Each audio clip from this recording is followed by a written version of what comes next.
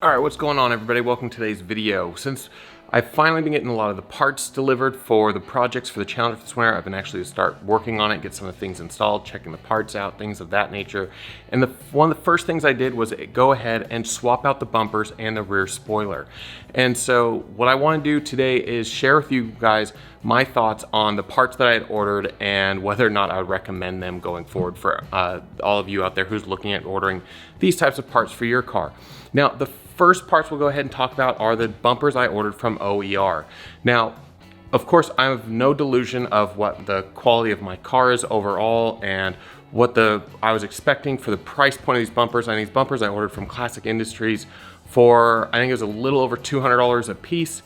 And I got what I paid for. I totally expect them to not to be top-notch concourse quality parts because they're not at that price point. I'm having my original bumpers sent out to a company like Ogden Chrome and have them straightened and replated and make it show quality finish. I expect to be probably north of $1,000 or more for the pair of bumpers to be done correctly. So getting a pair of bumpers for less than $500 brand new, I don't expect that level of work. That being said, when a company like OER goes and labels their product as show quality, they should be delivering at that level, because there are a lot of people out there, unlike myself, who when they see show quality, they expect they're getting show quality parts regardless of what the price point is. And so advertising them as show quality and having them not be show quality is definitely something I wanted to share with all of you. The bumpers aren't bad bumpers. I'm definitely gonna leave them on the car. They're good driver quality bumpers, good enough for like your local weekly cruise-ins, cars and coffee events, things like that. From like even 5 feet apart, they don't look bad. It's when you get up close is when you really start to see the problems. So you're probably not gonna see here in the finish here on the camera. I'll actually put some close-up stills where you can see, overall, they look pretty good. They fit pretty decent, but there are definitely waves in the finish of the plating. And if you look close enough, you can actually see a bunch of grinder marks where they were grinding on the bumper before they went ahead and plated it. So for show quality work, no, definitely not. But for driver quality or your local get-together shows and stuff, local fun shows, they're more than good enough. And at the price point of $200 and something a piece, you really can't go wrong with them. Now, the rear bumper was a little harder to install than the front bumper was. I got 3 of the 4 bolts to go right in. The 4th bolt, I was really pushed on the bumper, and the bumper obviously must not have been straight, completely straight.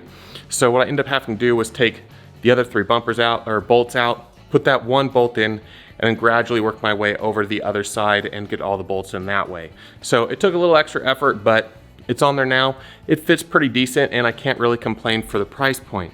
Now, one of the other things that I found interesting when I ordered the bumpers was, of course, you have to buy the rear lower bumperettes separately, which is no big deal. Just go ahead and order those. Well, the new bumperettes don't come with the mounting hardware to attach them to the bumper.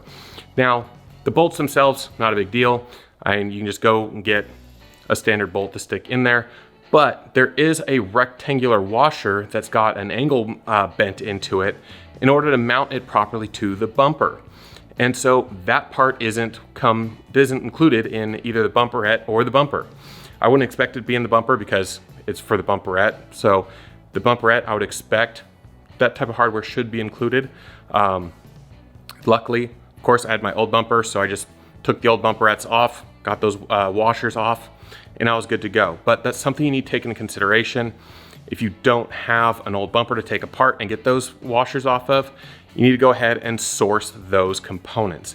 Now, as for the fitment of the bumperettes, those two don't exactly fit very well against the new reproduction bumper. So whether or not it's a problem with the bumperette or if it's a problem with the bumper, I'm not really sure, but one of those two results in not fitting totally flush against the bumper.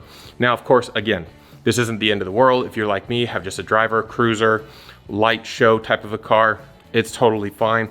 And most people walking by aren't even gonna notice. But if you're looking for like concourse level stuff, if you're looking for concourse level stuff, you're gonna be restoring original hardware. You're not gonna be buying reproduction parts because reproduction parts just don't usually meet original standards anyway. So, but for the most part, they work well. they're a good value for the price that you pay for them. Just keep in mind, if you're gonna order OER show quality bumpers, they're not exactly show quality, at least not by my standards. So that doesn't mean, of course, as I said before, that they're bad bumpers.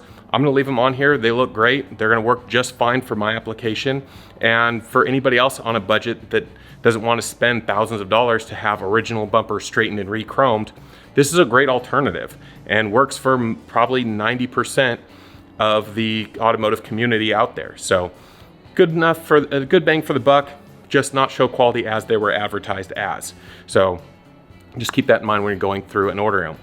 Now the rear spoiler, on the other hand, top-notch product. I ordered the spoiler from year one. It's from First Place Auto Products, and it is absolutely amazing. It's the original ABS plastic molded component. They've even got the correct Pentastar and part number embossed in the underside, and it just looks really, really sharp.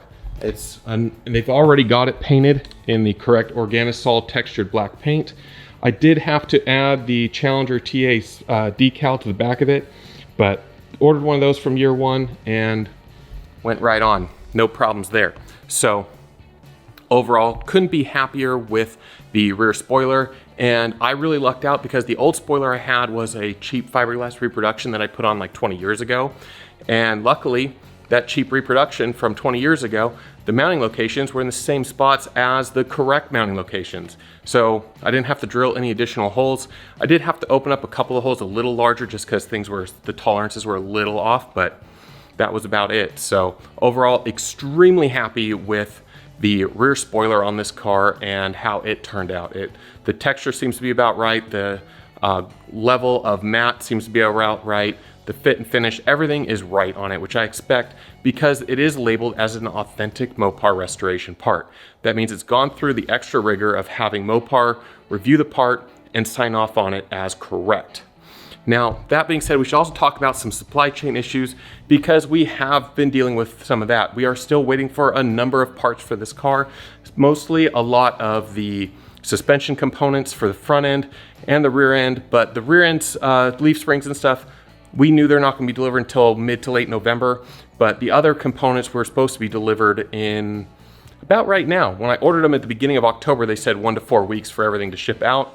Well, we're now just over 4 weeks and we've got just over half of the parts. So I gave year one a call just to give them, see what was going on, see if they had an updated estimate on when those hardware would be coming in and be delivered.